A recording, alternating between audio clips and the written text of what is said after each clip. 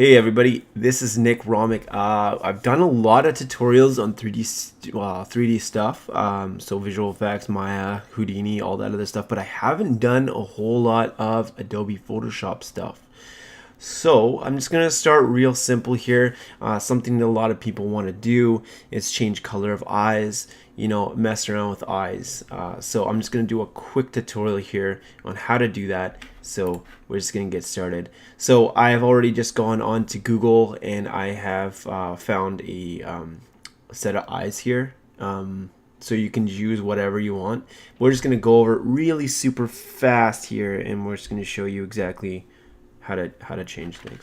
So I'm gonna go and the first thing I'm gonna do is when I double click on the background layer, just make it into a not background layer, and I do that a lot. It doesn't need to be done right now, but I'm gonna create a new layer here, and I'm just gonna name that eye color.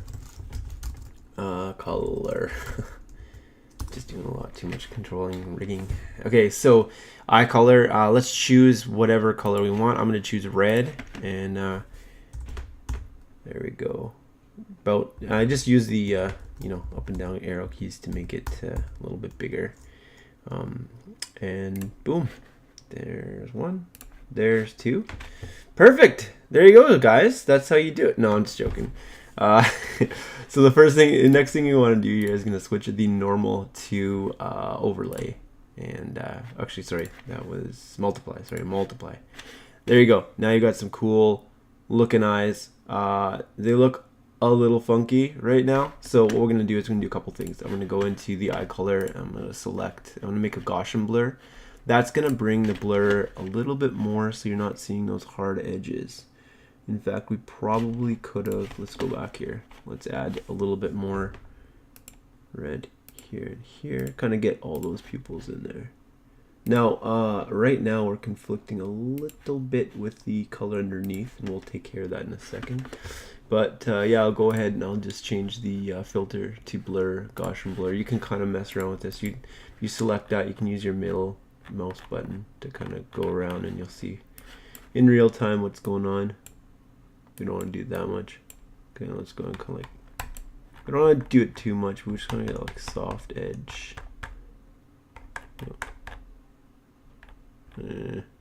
That's about right. Okay, that's cool. Also, we have some kind of conflicting stuff here. I mean, it kind of goes underneath or over top of the eyelids, which doesn't really happen in real life. So we're just going to kind of delete that manually, kind of right there. You can get right in there, but for the purpose of this, I'm just going to kind of quickly do it. All right. Okay, there you go. Now you've got your cool eyes. Now, if there is a color underneath it and it's conflicting, so what I will do is just kind of turn that off. I will command. I mean, I'm on Mac, so it's command, but you can do I think it's a Windows key or Control. No, I don't remember what it is, but you just click that, and then now you've got this selected here. And then I will click back to my layer 0 and image adjustments, and we're going to go hue saturation. We're going to suck the saturation right out of those babies. That way there's no underlying color that's going to cause conflict. So we're going to turn that back on, and there we go. We have some red eyes, and it looks pretty cool, but you can always mess around with it by clicking on that and then going to image adjustments and hue saturation. You can mess around with it, and you can kind of real time change the color of the eyes. Let's say those are perfect almost, but they're a little too green. We can kind of take it down, play with lightness, make it look more natural, or you can make it look a little crazy and kind of just super green, right? So like really you'd probably not see anything beyond like that right there. But then we can even change it, like we want blue. Do you want like purple? That's really not natural. I mess around with all this stuff. Red. If you really want to make it red again, look saturation and your lightness.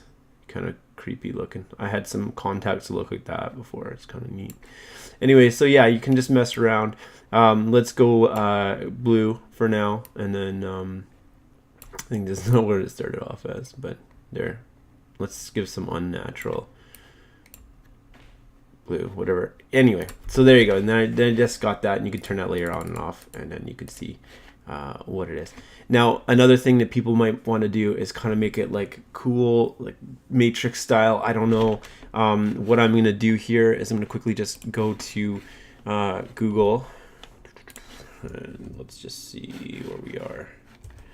I'm just going to create a new window here.